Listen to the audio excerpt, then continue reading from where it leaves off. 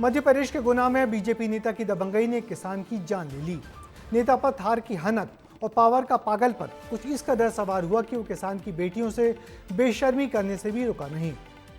पिता को बचाने आई बेटियों के कपड़े फाड़ दिए और ये सब जब रिकॉर्ड हो गया तो वो नेता फरार हो गया। आखिर क्या है पूरा मामला, इस रिपोर्ट में देखिए।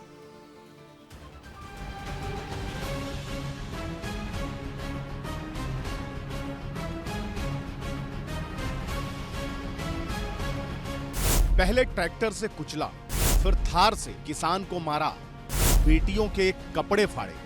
ये तस्वीरें मध्य प्रदेश के गुना की है, जहां रोती बिलखती लड़कियां हत्यारे बीजेपी नेता के आतंक से डरी सहमी। जमीनी विवाद में बीजेपी नेता महेंद्र नागर ने किसान राम स्वरूप धाकड़ को पहले ट्रैक्टर से कुचल दिया। जब इतने में मन नहीं भरा तो थार से कुचलकर उसके दोनों पैर तोड़ दिए। बचाने आई किसान की बेटियों के कपड़े फाड़ दिए और उनसे भी मारपीट की। आपके साथ मैं पापा को बचाने जा रही थी तो वो मेरे ऊपर बैठ गए और मेरे साथ हाथापाई की। देखो मेरे कपड़े फाड़ दिए, पीछे भी फाड़ दिया। हाँ। मतलब मेरे झूम गए और फिर मुझे धक्का देके बाहर फेंक दिया उन्होंने। फिर मैं उनके पास गई तो उन्होंने गोली चलाई और फिर मुझे फेंक दिया। मेरे बालों को इतना ईंचा।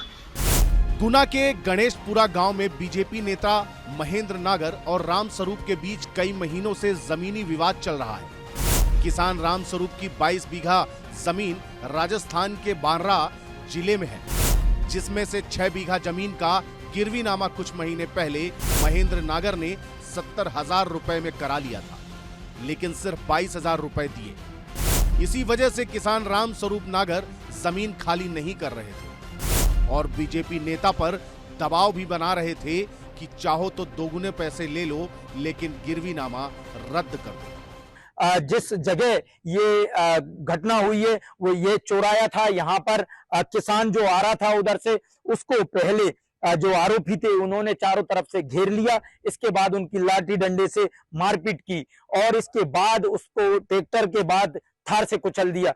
अपने पिता को बचाने के लिए जब राम स्वरूप की बेटियां भी मौके पर पहुंची तो आरोपी बीजेपी नेता ने उनके साथ जानवरों जैसा सलूक किया। जो एक मुख्य आरोपी है इसमें महेंद्र नागर, इसका आपराधिक रिकॉर्ड का अवलोकन किया गया तो इसमें लगभग गुना में 4 अपराध इसके पाए गए हैं, जो कि 376 के हैं, पहले 353 डिटरिंग अ पब्लिक सर्वेंट और मारापीटी के हैं।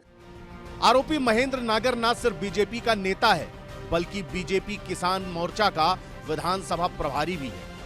यही कारण है कि इस पूरे मामले में अब राजनीति भी शुरू हो गई है। कांग्रेस बीजेपी पर हमलावर है तो बीजेपी के प्रदेश अध्यक्ष ने भी सख्त कार्यवाही की बात कही है। देखिए, महंगी महंगी गाड़ियां बीजेपी के नेताओं ने खरीद ली हैं। अब ये महंगी गाड़ी ये रोड पे तो चला ही रहे हैं, ये आदमियों के ऊपर भी चढ़ा रहे हैं। बीजेपी अपनी पार्टी के नेता और कार्यकर्ताओं की किसी गलती को ना तो सुधारता है ना उन्हें सजा देता है, तो ये निरंतर ये प्रवृत्ति बढ़ रही है। मेरे संज्ञान में मामला आया है, मुख्यमंत्री जी के भी संज्ञान में है। हम इस घटना की जांच भी कराएंगे और अगर कोई दोषी होगा तो उस पे न सिर्फ पार्टी बल्कि प्रशासन भी जो उचित कार्रवाई होगी वो करेगा। बीजेपी नेता महेंद्र नागर का पूरे गांव में आतंक है। कोई भी जब उसके खिलाफ बोलता है तो उसके साथ बुरा सलूक किया जाता है। गांव से करीब 25 किसान अपनी जमीन औने पौने दामों में बेचकर चले गए हैं, लेकिन जब राम स्वरूप धाकड़ ने हिम्मत जुटाई तो आरोपी ने उसकी जान ले ली। ये मैं दिखाना चाहूंगा, ये आरोपी का घर है, यहाँ पर भी पुलिस तैनात है और ये चूंकि ये गणेशपुरा जो गांव है, ये यहाँ से ये अंदर गांव में जाने का रास्ता है और इसी रास्ते पर ये अब जो निकलना रहता था और इसी रास्ते पर घेर कर उस किसान की हत्या कर दी। मोहन बघेल, विस्तार न्यूज, गुना। गुना विवाद में मुख्यमंत्री डॉक्टर मोहन यादव सख्त दोषियों पर सख्त कार्रवाई के निर्देश दे दिए हैं। उन्होंने कहा है किसी दोषी को नहीं बख्शेंगे।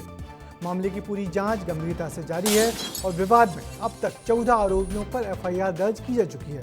ये मुख्यमंत्री डॉक्टर मोहन यादव ने अपने एक्स पोस्ट पर लिख के सारी जानकारी दी है और कहा है कि सरकार बहुत सख्ती से इस मामले में जांच कर रही है, किसी दोषी को बख्शा नहीं जाएगा। मामले की जांच गंभीरता से जारी है और अब तक 14 आरोपियों पर दर्ज हुई है एफआईआर। मगर ये जो बीजेपी नेता है महेंद्र सिंह, उस पर क्या कार्रवाई की है बीजेपी इस पार्टी ने अब तक इस मामले में चुप्पी साध रखी है। तो गुना की घटना छुटभैया नेताओं की सनक दिखाती है, साथ ही कानून व्यवस्था पर भी सवाल खड़े कर रही है।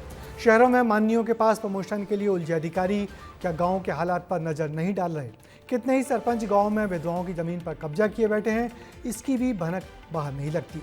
इस घटना को सरकार ने गंभीरता से लिया है और फरार नेता की तेजी से तलाश की जा रही है।